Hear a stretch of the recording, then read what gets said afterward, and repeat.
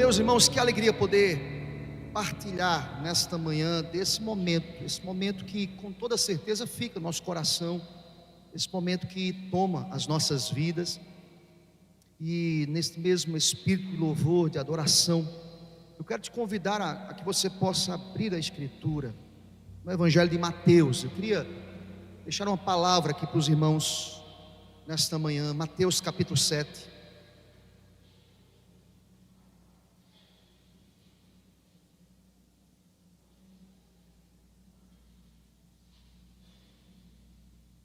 Mateus capítulo 7. Acompanhe comigo, por favor, a partir do versículo 7, a importância desta sessão que vai do verso 7 ao verso 12, quando Jesus incita a orar, quando Jesus nos mostra este meio tão abençoado que é a oração. Nós devemos aprender acerca do favor, da graça do Pai que ouve. Olha aqui para mim, querido, que coisa boa se relacionar com um pai que ouve os filhos. Isso é tão importante.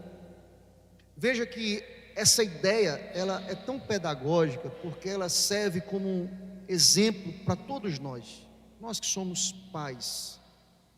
Que bom poder se relacionar com o Senhor, que é perfeito, que é criador, que tem o controle de todas as coisas em suas mãos, mas Ele ouve as nossas orações.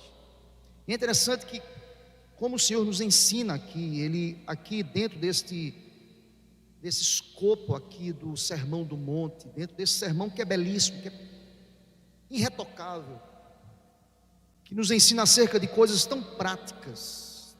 Os bem-aventurados são aqueles que andam na contramão, muitas vezes, de um comportamento social aceitável às vezes, porque o texto vai dizer: feliz é aquele que é perseguido.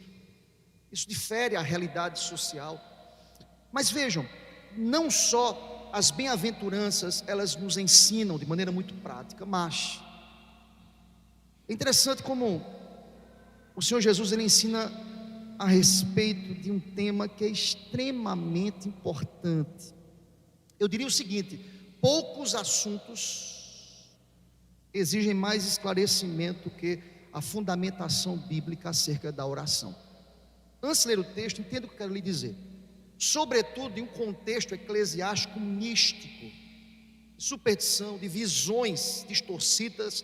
E eu diria que essas distorções e essas superstições, elas se dão por falta de conhecimento do caráter de Deus. Quando nós não conhecemos a Deus, a nossa oração ela é distorcida, mística. Ela serve como barganha. Todas as vezes que nós nos aproximamos da Escritura, e quanto mais conhecemos de Deus, mais nos apresentamos em oração de maneira correta. É sobre isso que eu quero que você entenda aqui nesta manhã. O pai que ouve é um pai que se relaciona, que se permite ser conhecido, e quanto mais eu o conheço, mais eu me apresento de maneira correta diante dele, porque o conhecimento é libertador, ensina-nos de como devemos nos portar e como devemos nos apresentar em oração. E vejam, esse Pai poderoso que nos ouve, Ele nos orienta quanto à prática da oração. Acompanhe comigo, por favor. Pedi e dá-se-vos-á, buscai e achareis, batei, abrir-se-vos-á, pois todo o que pede recebe, o que busca encontra, e a quem bate abrir-se-lhe-á. Ou qual dentre vós é o homem que, se porventura o filho lhe pedir pão, lhe dará pedra? Ou se lhe pedir um peixe, lhe dará uma cobra? Ora, se vós, que sois maus, sabeis dar boas dádivas aos vossos filhos, quanto mais vosso Pai que está nos céus dará boas coisas aos que lhe pedirem. Tudo quanto, pois, quereis que os homens vos façam, assim fazei-o vós também a eles, porque esta é a lei e os profetas. Que Deus aplique esta palavra aos nossos corações. Amém. Deus, fala conosco através da santa, preciosa e poderosa palavra. Usa-me como instrumento em tuas mãos. Que todos nós possamos aprender, e que o meu coração, Senhor, a minha mente estejam escravizadas ao texto, à palavra, Usa-me como instrumento em tuas mãos. Assim eu oro, assim nós oramos, assim nós agradecemos, em nome de Jesus. Amém, Senhor. Glória a Deus.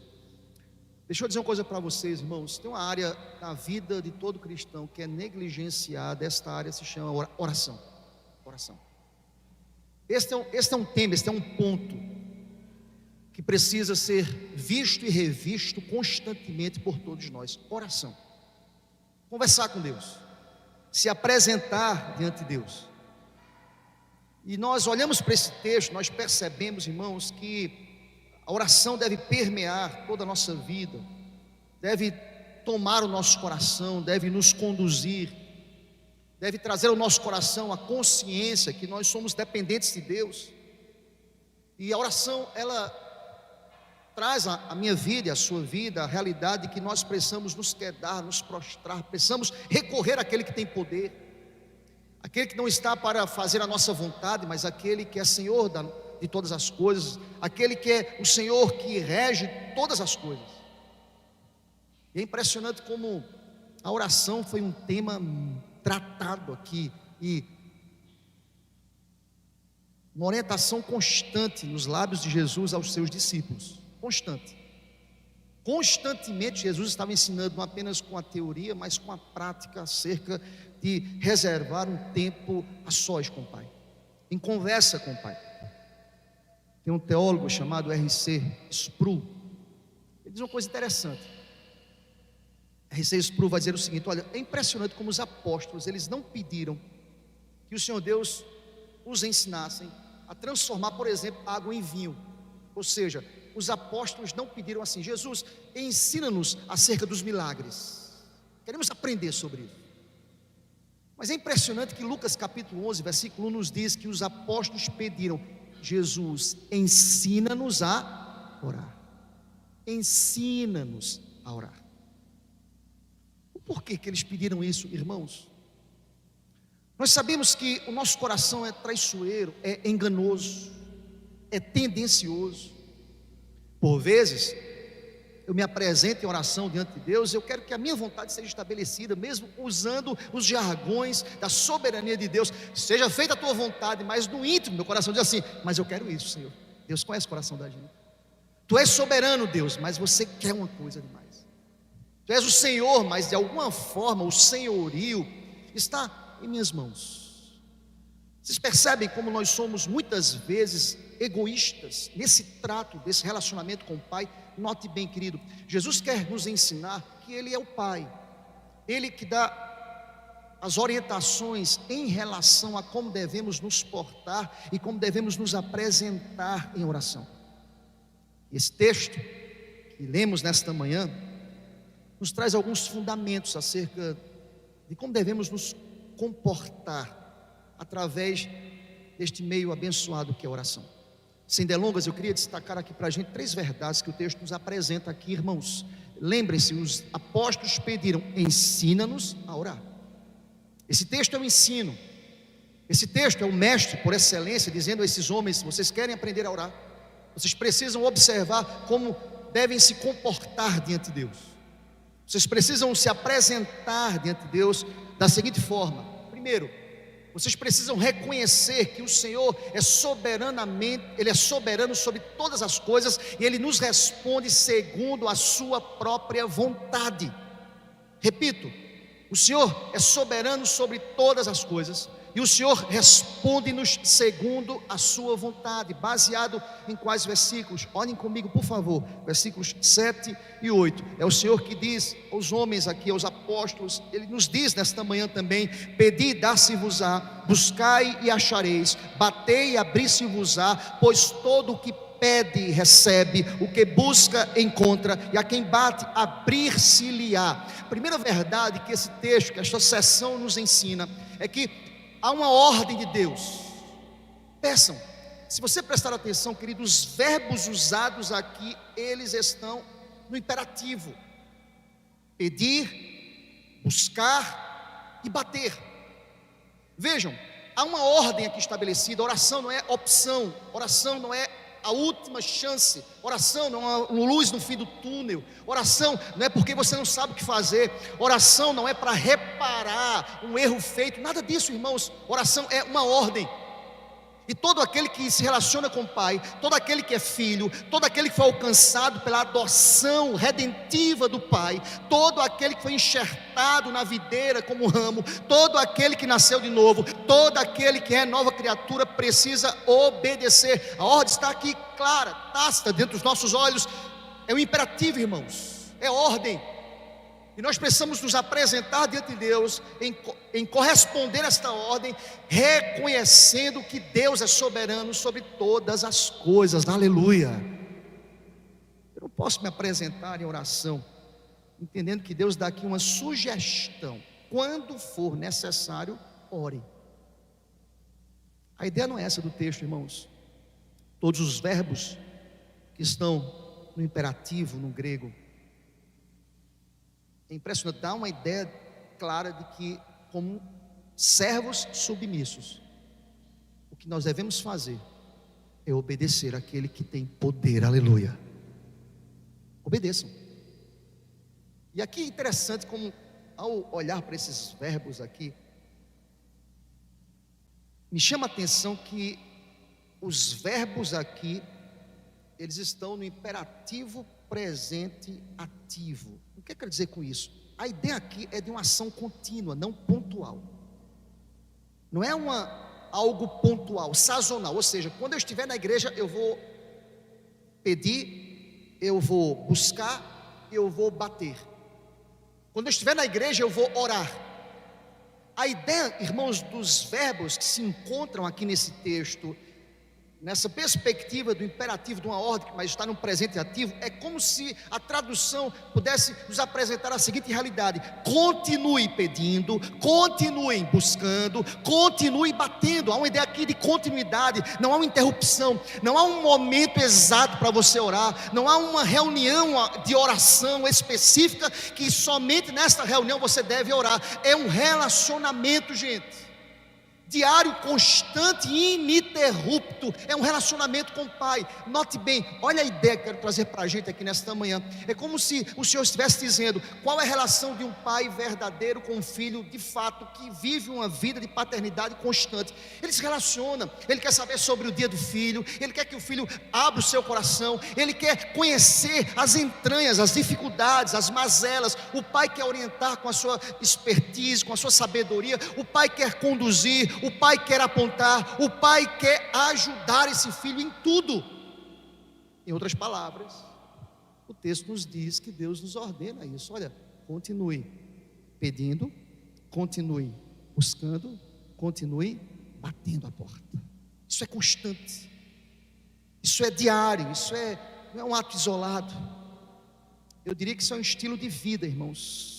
E é interessante quando nós entendemos que esses verbos estão no imperativo, e traz a ideia desse imperativo presente ativo, que eu preciso ter uma vida de oração constante. Automaticamente eu deixo de levar a ideia do misticismo das reuniões de oração. Deixa eu explicar isso para vocês. Tem muita gente lançando sobre a reunião de oração algum poder. Olha aqui para mim, querido, o poder está no Senhor. Há 7 semanas de oração. Depois dos 7 semanas, que é o número da perfeição, algo vai acontecer. Pode acontecer no primeiro dia, agora, porque Deus é soberano sobre todas as coisas. Aleluia.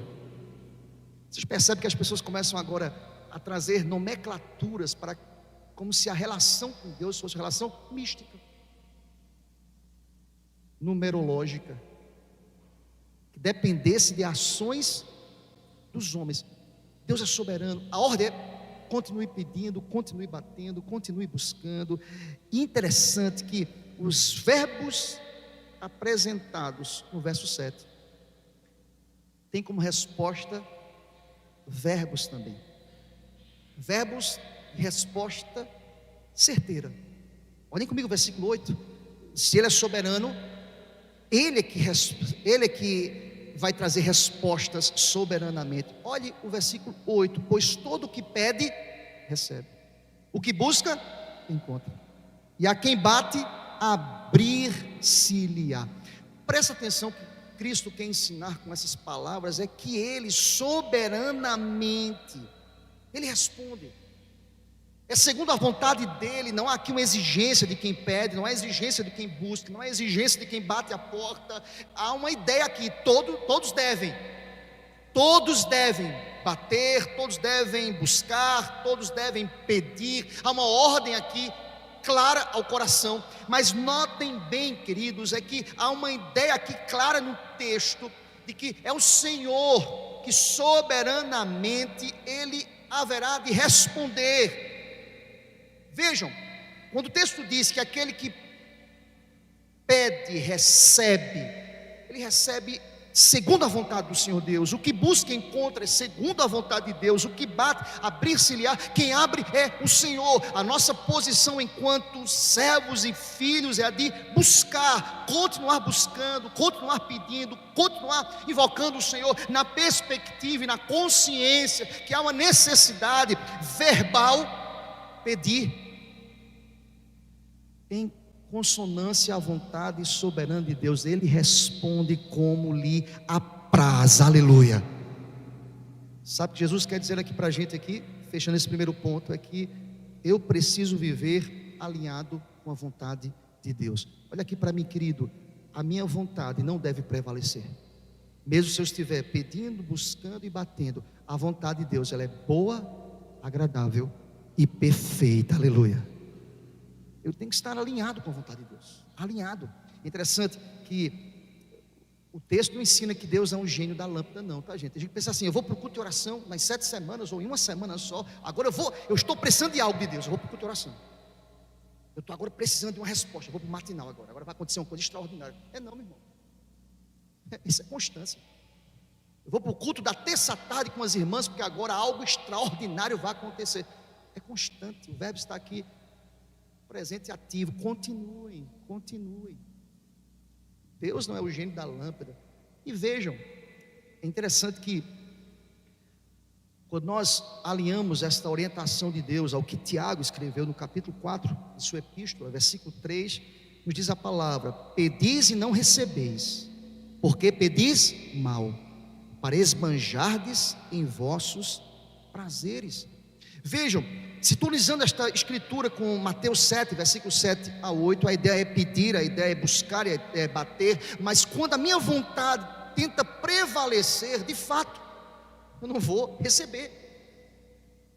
Eu preciso me submeter à vontade de Deus, eu preciso entender a vontade de Deus, eu preciso estar segundo a vontade do Senhor. Primeira verdade, eu preciso orar sabedor de que Deus é soberano e Ele responde segundo a sua vontade. Você pode dizer amém por essa palavra? Amém. Há uma segunda verdade que o texto nos ensina. Porque nós devemos orar, pastor? Porque Deus ensina aqui aos discípulos, aos apóstolos, porque nós temos uma relação filial com Deus. É filho que se apresenta ao Pai. Olhem comigo versículos 9 e 10, acompanhem comigo. Ou qual dentre vós é o homem que, se porventura o filho lhe pedir pão, lhe dará pedra? Ou se lhe pedir um peixe, lhe dará uma cobra?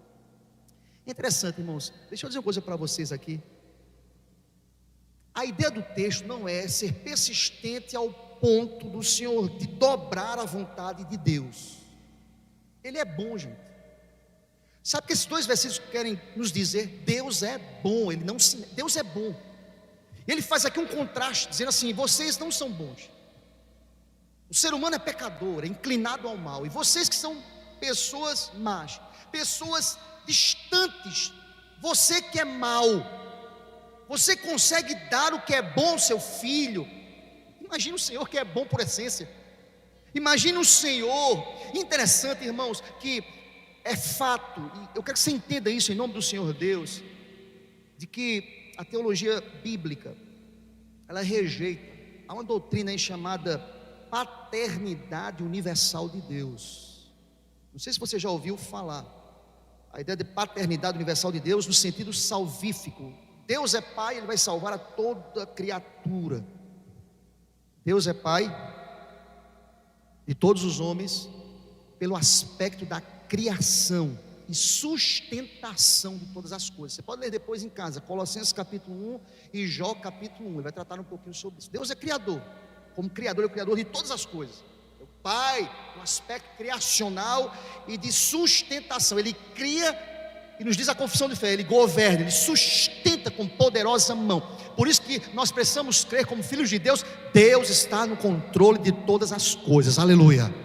Ele não perde esse controle. Mas querido, o que eu quero dizer nesta manhã é que Deus é um Pai, e a paternidade de Deus na perspectiva adotiva e redentiva, conforme diz João capítulo 1, versículo 12, mas a todos quantos o receberam, deu-lhes o poder de serem feitos o que, irmãos? Filhos de Deus, a saber, aos que creem no seu nome. É impressionante que Cristo usa aqui um princípio retórico para ensinar esses discípulos. Ele usa retórica aqui, ele usa aqui de maneira muito clara o argumento do menor para o maior. Eu já tenho dito aqui na igreja, é impressionante como a literatura bíblica usa esses exemplos, essa retórica para apresentar o menor para o maior. Vocês com menores, criaturas, vocês conseguem dar coisas boas aos vossos filhos. Eu sou pai, meu irmão, eu sou pai. Eu sei, você que é pai, que é mãe, sabe que nós muitas vezes deixamos de ter para dar. É assim que deve ser um pai, meu irmão. Tem pai não, que só pensa nele. Mas um pai, uma mãe, ele quer oferecer para o filho. Ele deixa de ter. Sendo bem prática, irmãs, aquela parte da lasanha, a melhor parte da lasanha ali. Qual a melhor parte da lasanha, irmãos? Eu não sei, eu acho que é o miolo, né? Sei lá. Vamos deixar a discussão para os chefes, né? Aí você vai lá, fica aquela melhor parte e você dá para o filho. Aquele sanduíche que o filho está olhando, aquela melhor parte, você fala assim: toma, meu filho, você gosta dessa parte, é seu. Vocês conseguem dar boas coisas. Eu estou dizendo uma coisa tão pequena, né, irmãos? Mas é um pai e uma mãe que às vezes não tem nem seu apartamento, mas tá, meu filho, eu quero que você tenha. Eu quero que você tenha um carro, eu prefiro que você tenha. Tem pais que são assim. Não são, irmãos? Eles abrem mão. Aí sabe o que Jesus quer dizer a esses discípulos aqui? Vocês são maus. Vocês dão coisas boas. Vocês são inclinados ao mal. Vocês são pecadores. E ele usa um jogo de palavras aqui. Eu estava pesquisando sobre isso, irmãos. O jogo de palavras, ou os jogos de palavras no contexto palestino aqui, que Jesus usa os contrastes físicos muito específicos da cultura da época. Deixa eu explicar para vocês: pão e pedra. Os pães na Galileia, na época, eram cozidos em formato circular e achatado, assemelhando-se muito às pedras calcárias da região costeira. Um pai, olha o que Cristo vai dizer: um pai não ia enganar o filho pegando uma pedra que parece um pão e daria ao filho. O pai sabe distinguir, por cuidado e por dedicação, o que é uma pedra calcária e um pão. Ele ia dar o alimento para o filho. Vocês conseguem dar o que é bom para o filho de vocês? Peçam. E olha aqui para mim, querido, Deus vai responder na medida certa, em nome de Jesus. Qual é o filho que vai pegar ali? Veja, olha o exemplo do texto aqui. É como se Jesus quisesse dizer a essas pessoas: ele não está pegando aqui uma pedra que parece um pão e dando um filho para que ele mordesse aquela pedra e destruir os dentes. Não, o pai tem cuidado. O pai quer dar o melhor. E ele usa mais um contraste aqui. Ele usa o peixe e serpente. O peixe era a base da alimentação na Galileia. A serpente aqui provavelmente refere-se aqui a algo que terrível, conforme Levítico, algo imundo, proibido, impuro, segundo Levítico capítulo 11, versículo 12. Sabe o que Jesus quer dizer? Vocês não vão pegar algo impuro e dar aos filhos de vocês. Vocês vão dar o peixe. Se vocês conseguem discernir, entregar aos filhos coisas boas, porque nenhum pai daria algo impuro e imoral aos filhos. Se vocês conseguem ter esse cuidado, presta atenção, vocês foram adotados, serão adotados aqui nesse contexto pelo Filho, pelo sacrifício na cruz. Nós fomos adotados pelo sacrifício de Jesus na cruz. Eu sou filho de Deus, Abba Pai. O Pai poderoso nos dará boas coisas em nome de Jesus. Nós temos relação de filial, Ele é o nosso Pai.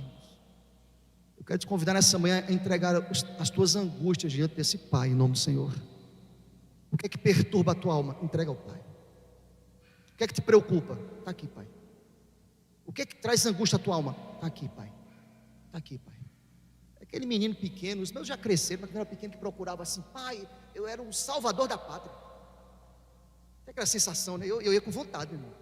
Pai, aconteceu um negócio, chegou, eu tava o peito assim, o que foi que houve, meu irmão? Aqui tá. Às vezes até com medo, eita, meu Deus do céu, o que foi que houve? O pai não é assim. Os filhos vai crescendo, eu respondo sozinho, eu resolvo aqui, mas o pai tem prazer. Não é o pai que o filho está com um problema, ele não corre para resolver, ele quer resolver. Você que é pai sabe o que eu estou falando, você quer resolver, deixa comigo, eu resolvo. Vocês conseguem discernir, e aí, sabe o que Paulo vai dizer em Romanos 8, versículo 15, ele vai usar a expressão Abba, paizinho, paizinho, nós temos um paizinho, um pai que cuida, um pai que sabe e reconhece as nossas necessidades, ele que nos amou, que nos redimiu, que nos transformou, nos ensina, peçam, porque vocês são pessoas difíceis, complicadas, pecadoras e oferecem coisas boas, vocês conseguem discernir o que é certo para o filho, quanto mais o vosso pai que está nos céus, ele sabe das nossas necessidades. Batam, corram, busquem, e Deus a seu tempo haverá de nos responder, em nome de Jesus. Vamos fechar o texto. O texto, ele quer reafirmar no versículo 11 a verdade do atributo da bondade de Deus. O texto termina dizendo o seguinte: por que eu devorar, pastor? Porque Deus é soberano, e Ele responde segundo a sua própria e soberana vontade. Devemos orar, porque Ele tem uma relação filial, nós temos uma relação filial com Deus, Ele é o nosso Pai. Mas por fim, o texto diz que devemos orar ao Senhor Deus, validados e legitimados pelo atributo da bondade de Deus. Deus é bom. Eu vou repetir para você: Deus é bom, meu irmão. Olha o verso 11.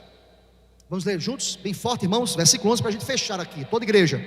Ora, se vós que sois maus sabeis dar boas dádivas aos vossos filhos, quanto mais vosso Pai que está nos céus dará boas coisas aos que lhe pedirem. Bendito seja o nome do Senhor. Sabe por que eu devo orar? Porque eu devo me apegar ao atributo da bondade de Deus. Olha o que Jesus faz aqui, irmãos. Jesus contrasta a bondade perfeita de Deus com a maldade do coração, a corrupção, a depravação. Primeiro ponto, calvinismo, depravação total do homem. Sabe o que Jesus fala aqui? O homem que é depravado, distante, perdido, ele dá coisa boa, que se engana nas suas escolhas. Ele usa a expressão aqui, sendo maus. A palavra sendo maus aqui carrega aqui, irmãos, um sentido de uma maldade intrínseca, uma inclinação corrompida. Jesus não diz quando vocês fazem o mal, mas ele fala aqui, é inerente, sendo vocês maus. Vocês entenderam a diferença? Não é quando você se tornar mau, sendo vocês maus. Há uma ideia aqui de inerência, que o homem é mau. Há uma ideia aqui de universalidade do pecado original. Nós fomos concebidos em pecado, irmãos. Nós somos maus. Nós somos maus. É aquela pessoa que você olha assim, que pessoa legal, é mau. A pessoa piedosa é pecadora. E Jesus fala assim: vocês são maus, e vocês conseguem dar coisas boas, boas dádivas. E aqui me chama a atenção nesse texto é que Jesus contrasta aqui a depravação do homem com a perfeita bondade de Deus. Eu quero concluir essa palavra chamando a sua atenção sobre esse aspecto, quando Jesus afirma que os homens são maus. Jesus corrobora aqui para a doutrina que posteriormente os seguidores de Calvino colocaram: o homem é depravado. Depravação total do homem, destruição total do homem. O homem está perdido. Todos pecaram, todos carecem da graça, da misericórdia de Deus. E ele contrasta isso com esse atributo de Deus que é bom, que é maravilhoso, um Deus que se manifesta, um Deus que é poderoso, um Deus que muitas vezes irá dizer não aos nossos desejos tolos, para nos dar algo infinitamente superior e infinitamente alinhado com a sua vontade, que é boa, agradável e perfeita. O não de Deus é o melhor, meu irmão, aleluia, porque o não de Deus é o não de um pai que é bom. Quer dizer para você que uma boa criação é uma criação que diz não ao filho. A criação que diz ao filho sim, sim, sim, sim, sim, sim, essa criação está automaticamente destruindo esse filho, não está preparando esse filho para o amanhã, para os desafios do amanhã. o filho tem que se frustrar. Ah, pastor, eu não quero que meu filho se frustre. Tem que se frustrar. Tem que se frustrar. É pedagógico. Ensina, a frustração é pedagógica, ela nos ensina. O texto diz que o Senhor é aquele que diz não muitas vezes, porque Ele responde segundo a sua vontade. É a resposta que precisamos, não a resposta que queremos. E veja, note bem: se vós que sois maus, sabeis dar boas dádivas aos vossos filhos, quanto mais. É interessante a expressão quanto mais. Me chama a atenção porque aponta aqui de maneira muito clara que a vontade de Deus, ela é boa, agradável e perfeita, mas a vontade de Deus, sobretudo, revela uma vontade perfeita, completa, eterna. Deus tem propósitos com as suas respostas, meus irmãos.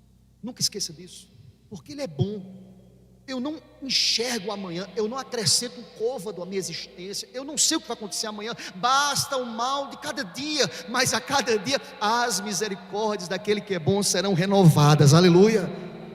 Louvado seja o nome do Senhor, amém. Eu estava lendo um texto da esposa do pastor Billy Graham, o grande evangelista Billy Graham, Ruth Graham, e aí é para as irmãs que estão solteiras, viu, irmãs? Olha aqui para mim. A esperança para a alma aflita, em nome de Jesus. Diz lá na biografia dela que ela orou muito tempo por um rapaz na igreja. Estava lendo a biografia dela, e ela orou por um jovem bonito. Ela orou insistentemente.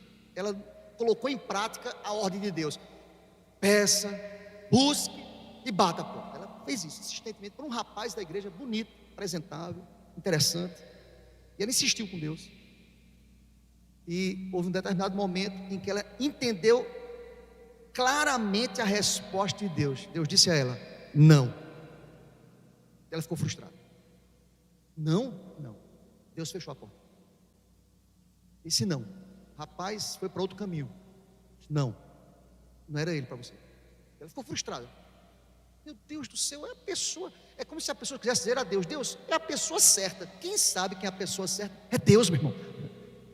Pessoa que eu projetei, mas não foi o projeto de Deus. E diz a história e diz a biografia dela que ela ouviu não, e mais tarde Deus colocou na vida dela esse homem chamado Billy Graham, e eles cumpriram um propósito infinitamente maior, não para eles, mas para a história da igreja. Bendito seja o nome do Senhor para sempre. Vocês percebem, irmãos? Nossa visão é míope, é finita. Então, minha queridinha, está orando aí na bênção? Deixa Deus ser Deus, em nome do Senhor. Meu irmão, está orando, Deus vai abrir portas. Descansa no Senhor. Você percebe? A nossa visão é míope, finita, turva. E Ruth Graham ficou decepcionada com a resposta de Deus, mas posteriormente ela disse assim: glória a Deus por isso, glória a Deus. Eu quero fechar esse sermão dizendo no teu coração, presta atenção, querido. Lembre-se que um homem que se curva diante de Deus, que se dobra diante de Deus, que reconhece a soberania de Deus e que entende que Deus é bom, reconhece que a vontade dele é soberana. Alguém já disse que um santo de joelhos vê mais longe do que um filósofo na ponta dos pés. Um santo de joelhos.